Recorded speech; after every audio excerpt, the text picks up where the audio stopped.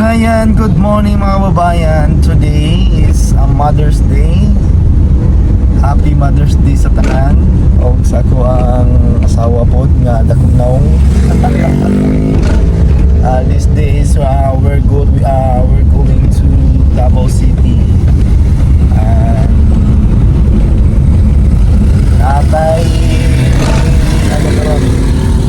Natay meet up. So nanami sa biyahe kasama si John Red. Hello. So ayan, dito muna lang sa Pogset ngayon kasi wala pang maaga pa at wala pang manghuhuli. Bawal kasi dyan sa harap yung bata kasi ano daw yan, distractive. So hayaan na natin siya dyan ngayon. So nandito na kami sa aming poblasyon. So malapit lang kasi yung Davao dito, mga 1 hour. So depende na po sa lakas ng takbo. So mga 1 hour, so 2 hours, ayan. Pwede na kang makarating ka na ng Davao City. Masyadong malayo. So matahimik pa yung mga daan. So abangan nyo mamaya mga kababayan, may ano tayo doon pupuntahan. At pupunta din tayo doon kay Bitoy Dilimits Vlog. So yun lang. God bless. So manood lang po kayo ngayon sa ating video.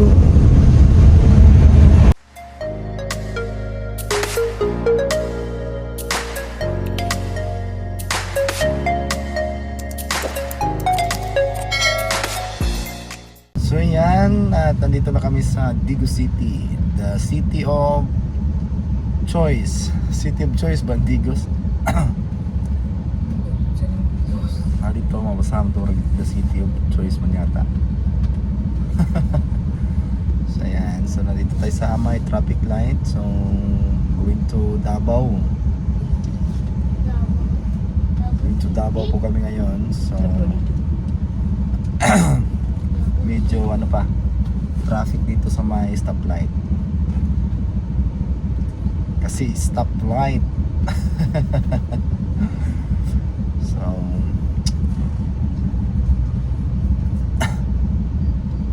medyo mataas na yung biguti natin. Hindi natin ito putulan hanggat saan. Hanggang saan naabot.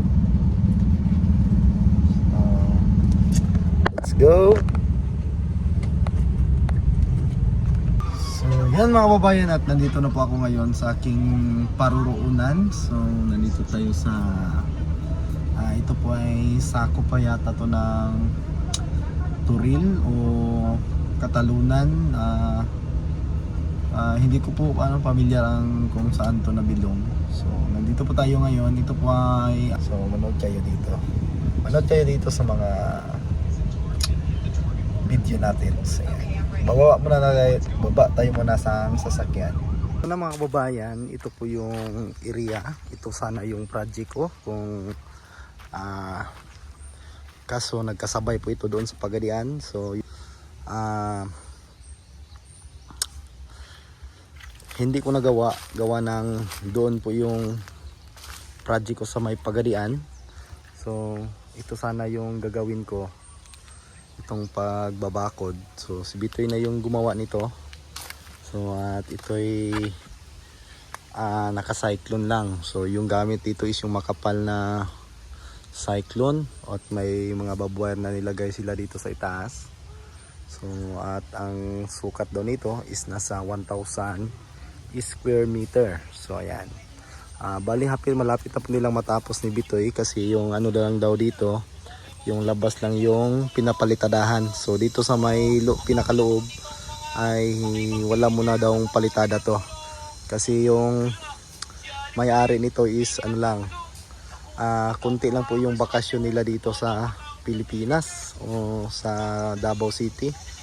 So at binigyan tayo ng extension wire at saka martilyo. So pakita natin yung binigay. So sa atin ang may-ari nito. Kasi yung may-ari nito, kami talaga yung unang nag-uusap tungkol dito. So nung time na hindi ko talaga matapos agad doon, nagsabi po ako sa kanila na hindi ko talaga makaya na tapusin yung project ko doon, kaya si Bitoy na yung gumawa nito. So napakaganda din ng lugar nito mga babayan, tahimik din, pero may mga bahay naman dyan. So may yung daan doon ay yun, patungo din doon sa tawag doon sa may tugbok. So para dito siguro ito ay ano na to, di ko sure, pero parang sa tugbok yata to nakasakop.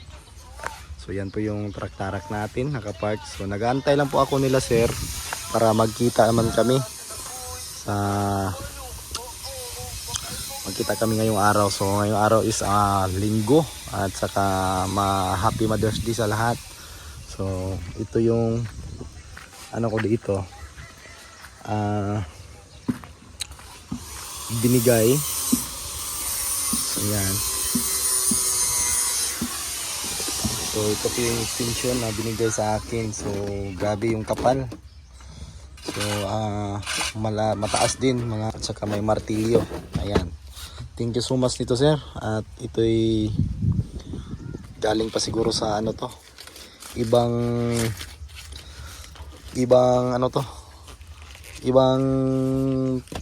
lugar. So same din ng martilyo ko na maliit ang dito. So ayan. So maganda. So may tatak po ito dito. Ayan, USA. So binigay sa atin to. So maraming salamat nito. At nabigyan tayo ng ganito mga babayan. So magagamit natin to sa papanday o pag-construct. So ayan yung mga kasama na nila Bitoy. Bali 4 sila ngayon dito. So si Bitoy umalis pa kasi may sinusundo niya yung misis. So ito yung pinaka entrance. Ayan, may design parang papasok ng kunti. Wapo ning grindera kay kuan niyo. Di ba tire? Saan mo hani? Yawag. Sa mga kuan ni remote area ni gamit kay ni katong may mga kuryente ba no? Mandar pa ni. Ilmer. So dagko. So maganda yung mga gamit. So yan, ito po yung mga gamit nila doon siguro. So may brand Milwaukee. Nagire pangalan no, butangan yung pangalan no.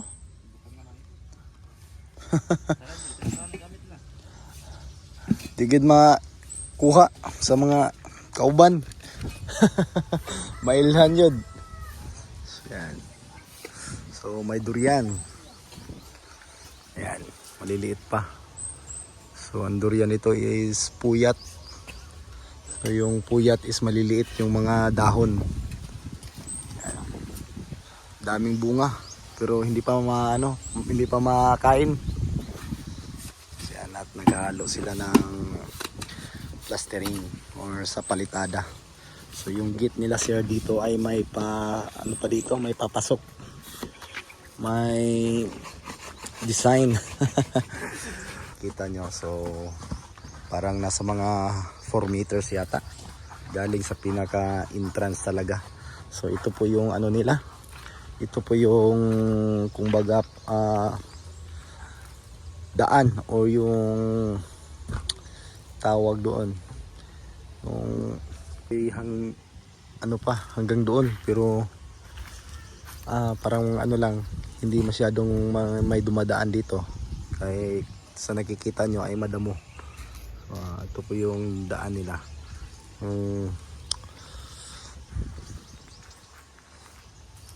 Malaki din. Siguro na daw sa mga 6 meters ang lapad. So ayan, na halos na nila. Halos na palitadahan na po yung labas. So ito na lang yung tatapusin daw. ngayong Martes di yata daw nila ito matatapos. So ito na lang yung tatapusin nila. Yan. So, kunting-kunti na lang. So napakainit dito pero malamig yung hangin. So basta dito na side. So malamig talaga ang hangin dito. Ayan. So, ginagamit nila dito is cyclone at dumamit sila ng round bar na plain bar. Sa mga 10 mm yata ang sukat nito. So ayan. So ito yung humawak ng yung hog wire so ng cyclone. So maganda yung pagkakabit kasi tawag doon matibay yung kumbaga hugot sa Bisaya pa. Ayan. Talagang matibay at may may tinimim pa na tinimim to o 12 support. So kunti na lang yung nila dito gagawin. So matatapos na po sila. So mag-aapat na linggo na daw sila dito. So malaki din to kasi 1,000 square meter po yung pinapadira nila. So mabuti yung lupa ni sir nila ma'am ay hindi masyadong bakilid o yung paslop. So,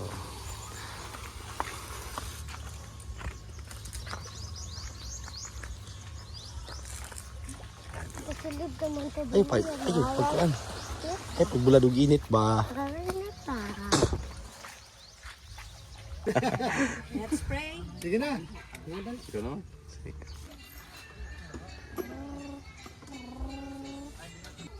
Hindi na lang natin na-meet si Pugong. Yan mga babayan, magandang tanghali. So nandito po ako sa kanila ma'am. So sila po yung may-ari dito.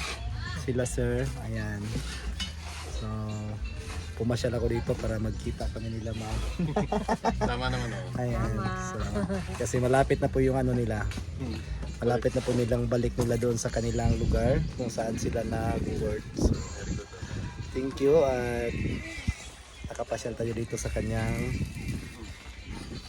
lupain. So magpapatayo siya dito ng dito so 30 story. 30 story. Ayan. So si Bito yung dito. Yung nagkontrata. So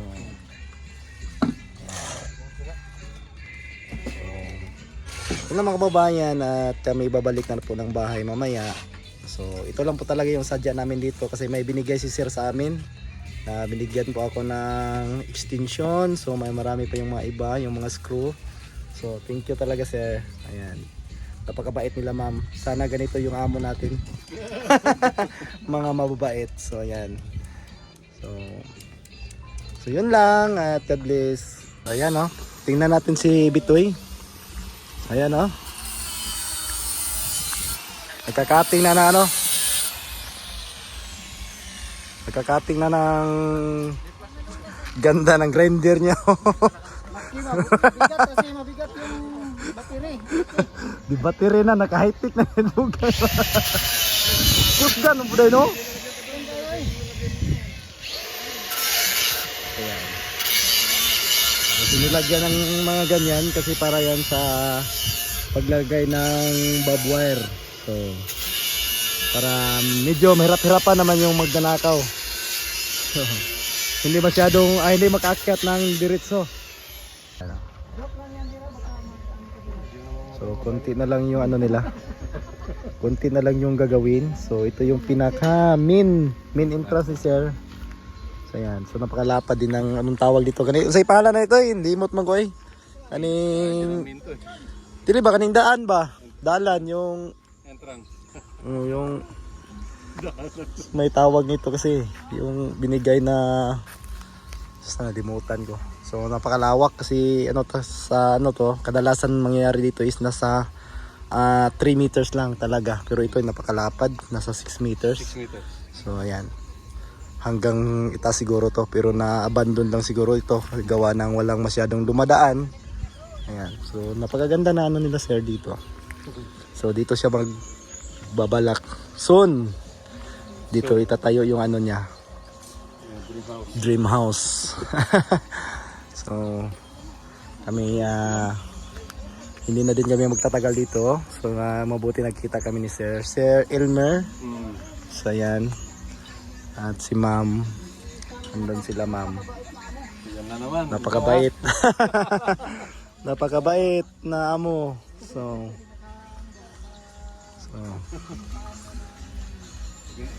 Ayun eh. ayan mga kababayan, at kami uuwi na. So maraming salamat talaga nila Sir Elmer at saka si Ma'am, kay Ma'am Nis. So sobrang bait talaga nila at sa kanilang nag-iisang anak na si Howard. So yan, shout out po sa inyong lahat at amping kayo kung sakaling aalis na kayo dito. So amping kayo kanunay, sana magkita pa tayo ulit. Sa mag-aabot tayo kung sakaling magpapatayo na po kayo ng ganyang dream house. So, kasi sila Ma'am ay nag-work po doon sa malayo. So sa malayo sa atin. So hindi po talaga sila dito nag-work. So bumisita lang sila sa ngayon. Kaya yung bakod sana, tayo sana yung gagawa doon. Kaso may project tayo. So kaya si Bitoy yung na gumagawa, kasi si Bitoy ay magaling din yun gumawa. So, may mga matataas na experience sa pagkukonstruction. So kaya siya yung inano natin, nirekomenda kasi alam natin na sa mabuting tao siya. So kasi sila Ma'am dito ay wala silang masyadong mga kakilala sila sir. So maganda na rin na magkakaroon din tayo ng bagong kaibigan, kakilala. So yun talaga yung sinadya namin na pumunta ngayon dito. Kasi so binigyan pa tayo ni sir ng mga extension na galing pa talaga dun sa sa ibang bansa. So binigay sa atin at may mga screw, so, mga gamit talaga sa mga pagko-construction. So kami palabas na po sa kanilang area. So kami babalik na ng Higo City. So hindi naman masyadong malayo dito sa sa mga main road or sa mga malalaking karsada. So medyo malapit lang siya mga kababayan. So salamat tayo na nakikita, nakilala kasi yan, taga-subaybay po sila nila Sir Paul sa lahat ng PB team. So sila talaga very supportive sa PB team. So kaya nagkakilala kami gawa ng sila nanonood sa mga ginagawa naming mga video, sa mga bahay na mga ginagawa. Ayan. Thank you so much talaga sir, walang sawang pasasalamat sa mga taong mga mababait. Alam nating mababait talaga sila sa lang talaga, sa pananalita, sa kilos. Alam natin yung tao na mabait, yung mga ugali. So kaya natin magbasa ng konti ng mga tao na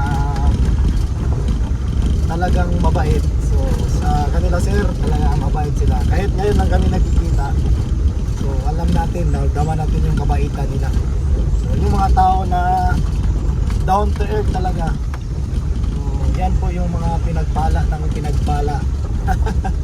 Totoo talaga yan. So masyadong maano tayo ngayon kasi napaka ng panahon, parang tawag nito alingiing o yung kaulanon.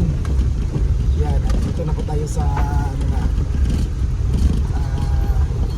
ito po yung daan kung saan ako palaging dumaan.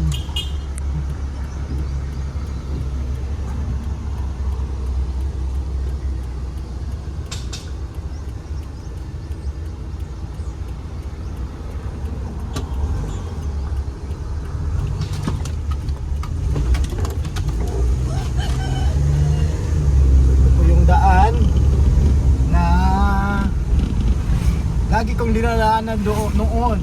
Dito po kami palaging dumadaan kasi ito po yung shortcut ng Turil to Kalinan. Iwan ko kung shortcut. Kasi dito tahimik, walang masyadong mga sasakyan na dumaan, kaya dito po kami nagtratrabaho sa Kalinan, sa bahay nila Sir Paul. Dito ako minsan dumaan. Kasi lang po dito, kunti lang yung sasakyan na mga dumadaan. So thank you so much ma'am, may pagas pang binigay sa atin, so grabe, mabait talaga sila. So maraming salamat Ma'am Nis at Sir Elmer at sa kanilang anak na si Sir Miss Howard pala. Ma'am Nis yung mama niya. Nag-iisang Ma'am Howard. anak ni ma'am. Nag-iisang unika Iho. Uniko iho. Uniko iho. So thank you ma'am, at nagkita tayo sir. So yun lang, at amping kayo sa inyong biyahe, sa pagbalik ninyo sa bansa na pinagtrabahoan ninyo. So thank you so much talaga na nagkita tayo din. So maraming salamat again.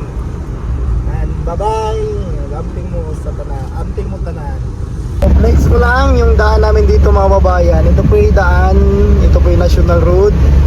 Ito pong daan na ito ay patungo po ito ng Diu City, Jinsan, Cotabato.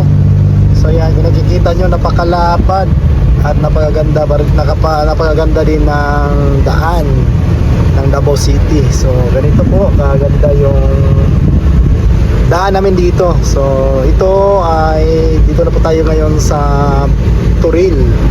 So ito po yung Turil. So dito po yung PF. So yan. Ito po yung TF dito. So papasok ka ng Davao. So dito yung tawag doon, yung TF o yung mga bantay. So sila yung isa na nagsisecure ng syudad. So galing din ng Bukidnon sa may Kalinan din. So papasok ka ng Davao galing ng Tagum ay doon din sa bandang may Lasang yata yun. So ayan, nakikita nyo po yung daan namin dito. So babagaw lang pong dito, walang traffic. So yan, pauwi na ako galing doon sa kinala Bitoy Dilimex Vlog, sa ginagawa niyang bako doon nila Sir Elmer. So sila yung pinunta natin doon para makuha din yung binigay na para sa akin. So mga gamit po yun, pero napakasaya na nabigyan tayo. So hindi natin inasahan na meron tayong matatanggap na regalo galing nila sir. So ayan pakita ko lang sa inyo saglit mga babayan. So ako lang po nag-video kasi si Chinesa, ayun, natuog si John Reed nandun sa likod. So yan.